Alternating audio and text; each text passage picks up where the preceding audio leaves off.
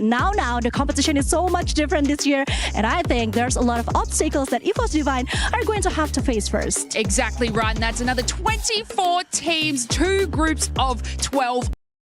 Over 12 different maps, and the top 4 team from each group stage will head through to the finals. Now, the 5th and 10th are going straight to the survival stage, and unfortunately we're gonna have to say goodbye to the bottom 2 because they are going to be eliminated. 12 maps is a lot, but I think it's so worth it for the prize pool that we have. $1 million, 300,000.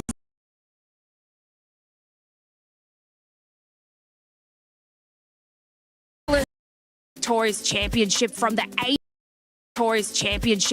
AG.AL team. Things are about to get real spicy. Yes, but let's not forget, we still have our reigning champion. Hello, once again, EVOS Divine is back, and I think they're so ready for it. Yes, and Buriram struggled actually in EWC last year, and of course they are going to change things here, but they did get the win in the Free Fire Global Series. So yeah, I feel like they've got a little bit of a vengeance. Yes, I had a chance to chit-chat a lot with Wasana before, and he did say that they came in good spirit. I think this might be it for them. Yes, and if that doesn't help you guys, we have a tournament format explainer video for you guys to have a look at. Free Fire will once again make its mark at the Esports World Cup. So let's take a closer look at the tournament format and how the teams can reach that final booyah. 24 of the best Free Fire teams from around the globe will enter the arena and throughout 4 intense days battle for a share of a $1 million prize pool. The competition is divided into 3 stages: group stage, survival stage, and match point finals. We start in the group stage, where our teams are split into 2 even groups of 12 participants. Each group plays a set of 12 matches, after which 4 best teams from each group advance directly to the finals. Teams placed 5th to 10th move to stage 2, and each group's bottom 2 squads are sadly eliminated. Next comes stage 2, the survival stage, where 12 teams once again have to fight each other throughout 10 intense matches. Here it's all or nothing, as only 4 top teams advance to the final stage, and 8 squads can start packing their bags. That brings us to the match point finals, where the remaining 12 teams, 8 from group stage and 4 from survival stage, clash for the ultimate glory of becoming the Esports World Cup Free Fire champions. Here, there's no map cap. The game goes on until one of the squads earns 90 points and, after that, manages to score a booyah in the next match. Only then can they call themselves the champions. Trav and Glitter. I'm going to start off with you, Chris. How are things going and what can we expect from your stage? Well, Dota, to be honest, has kind of been business as usual, been going through the motions, getting through the group stage. Today is when we have actually started the survival stage. Relevant of that, though, we did have 4 teams top their group, and Falcons, one of those squads, managing to get through, guaranteeing themselves some club championship points. So that's something to keep an eye on. Another notion, though, today, we got the first 2 teams coming up in this survival stage. Team Liquid, currently down in their series, not looking too great for them. And Virtus Pro, they're 1-1 in their series. So both those 2 teams could go out today. Considering where they're at in club championship status, that is a massive result if they go home today. Absolutely. And then from you, Trav? Yeah, so we had Fatal Fury last week, City of the Wolves, which was a big thing for Na'Vi in general. So it was Dark Angel who managed to take the 1,000 points home, which is huge for them as well, because they're one of the competing teams in the club championship. Second place as well, Virtus Pro have got a large array of teams across it as well. So them getting those 750 points was huge for them. And then Reject as well coming in 4th, getting 300. So they had a week for those organizations. We're on to Mobile Legends Bang Bang this week, the Women's Invitational, and that has kind of thrown a bit of a spanner in the works. Falcons back again with a couple of rosters, no surprise there. They're investing heavily in Stage 4 this year. And Team Vitality off to a flying start. Yeah, they're the title defenders. I know that for sure. They only managed to get 250 points over in Valorant, so we'll see how that's going to play out for them. But Apex is a very interesting one, Glitter. Yeah, very different from what you guys have kind of been seeing on your stages. When it comes to Apex, it's obviously done, and the winner was Unlimit. Now, that's important because Unlimit is not participating in the club championship, so those points gone out the window. But the teams we are paying attention to are Team Vision and Sentinels in 2nd and 3rd, who did manage to get some points on the board for their club. However, now we're going into week 2 and looking forward to that, we have Free Fire, right?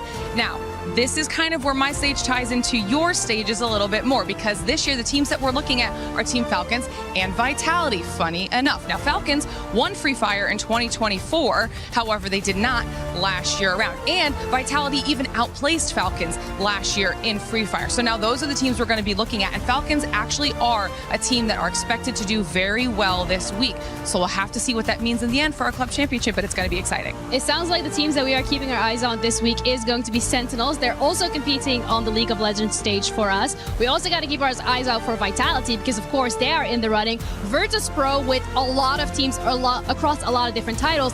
And for us on the league stage, AG.AL. This is their debut here at EWC. If they end up getting that little extra oomph in survival, but the thing is, as you said, it is scary in survival because only the top 4 will be moving on to the grand final. So I don't know if they want to put themselves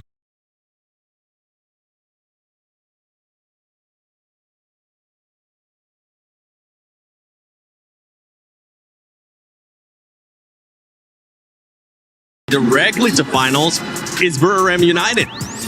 Yes, I'm very proud of Buriram United. I think winning the global finals in 2025 really gave them the confidence they much needed. And EWC is something they've been looking forward to finally have in their store, you know, because it's something that they don't have yet. And Wasana, I think Wasana has been showing a bit more maturity in the way that he's playing, the role that he's taking. I hope that he can be one of the best players that we can see at the EWC 2026. Yeah, I do agree. I mean, Risana being consistent, being the best rusher out of the team, and also the chemistry out of the team right here has been built for so many years. Even if they haven't grabbed any title or has failed in EWC, we've seen how well they recovered on the global finals. And it's not as if they made a lot of change. Yeah. The strategy is pretty much the same. Slow in the beginning, mid-game towards the end game. That's there where they get all those elimination.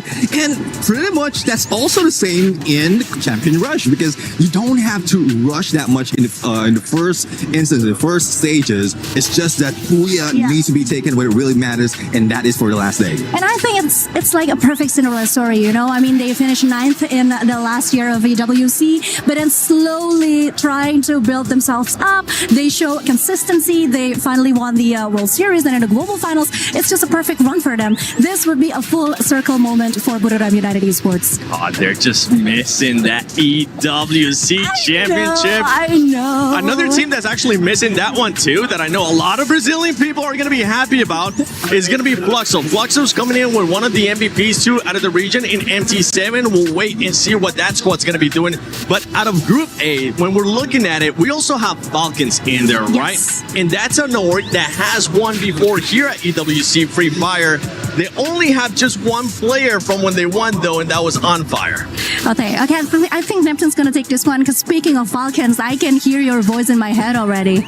Well, it's one thing though. I mean, Team Falcons, at some point after not like losing a few of their players, they lost their identity. We are not seeing that consistency anymore. There is some fire similar to what we've seen from Buriram United, but it's not that aggressive. It's not that much we're in. It's a sure win for them. So it's really difficult to tell if they're just playing with us, just pulling our leg right now, that they're not that strong, and then later that's when they bring in those booyahs in the Champion Rush. Because again, it's one of the things that I noticed from some teams, they choose some stages or some tournament wherein they really want to pop off, because they don't want to give out that much of strategy on their regionals. So I think it's a bit of an unpredictable situation when you talk about Falcons. So yeah, we might have to just wait and see.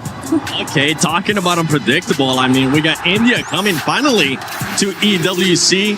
That could be an unpredictable and a big question mark to a lot of people, as in Group A, we're going to have tag Apex Gaming. I know a lot of fans are going to be tag on top. We'll see if they're actually going to end up there. The thing is, these groups are going to be playing 12 matches. Yes. Can tag maybe end up surprising us in these first 6 matches that they'll be playing today? Yeah, I do think that's quite possible, because then again, it's a long game that they're playing. It's a game of endurance, basically, because 12 maps is quite a lot. I mean, from the 6 that we have last year, it's a bit of a jump. But yeah, consistency is something that the teams need to show. And I think they've had it down, because this isn't their first time coming. They know exactly what they're facing. So yeah, it's just quite interesting to see how they maintain the stamina that they have, the endurance that they're going to have to show. Yeah, I do agree, because like even in on LAN event, their qualifiers is coming from a LAN event, so they have that experience already. But I'm pretty sure that they have a little bit of their back pocket that they can bring in, because this is some of the teams, the aggressive teams coming from India, and it's tough to say if what they've shown already is what we're going to expect, because they have been preparing for this.